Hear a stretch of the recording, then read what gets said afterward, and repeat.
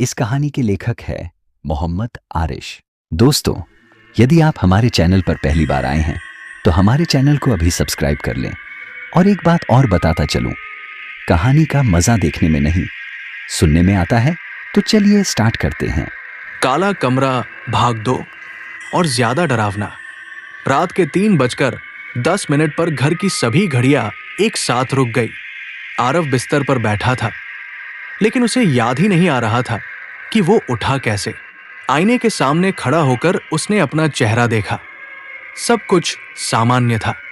तभी आईने में उसने पलक झपकाई, पर आरव ने नहीं। आईने वाला आरव धीरे धीरे मुस्कुराया। तू सो रहा था, अब मेरी बारी है जागने की। अचानक कमरे की हवा सड़ान से भर गई, जैसे किसी ने सालों पुरानी कब्र खोल दी हो। दरवाजे पर नाखून घिसटने की आवाज आई। खर्रर खर्रर। आरव ने दरवाजा खोला। बाहर पूरा घर वैसा नहीं था जैसा दिन में होता था।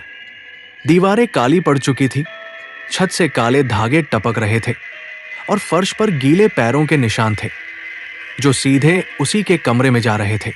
पीछे से आवाज आई, मत देख। लेकिन उसने देख लिया।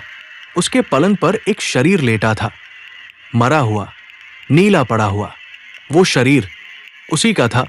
उसकी गर्दन पर काले हाथों के निशान थे और आंखें खुली हुई थी, जैसे कुछ कहना चाहती हों। अचानक सभी बल्ब फूट गए। अंधेरे में किसी ने उसके कान में फुसफुसाया। आरव चीखा, लेकिन आवाज निकली ही नहीं। सुबह जब पुलिस आई तो उन्हें पलंग पर एक लाश मिली, मुंह खुला हुआ, आंखें फटी हुई। आईने के सामने एक आदमी खड़ा था जो सब कुछ देख रहा था। आइए आगे की कहानी मैं सुनाता हूं, तो सुनिए। आईने वाला मुस्कुराया, क्योंकि अब वही असली था। और अगर तुम सोच रहे हो कि यह कहानी यहीं खत्म हो गई, तो बताओ, कल रात तुम्हारे कमरे में 3:03 पर क्या हुआ था?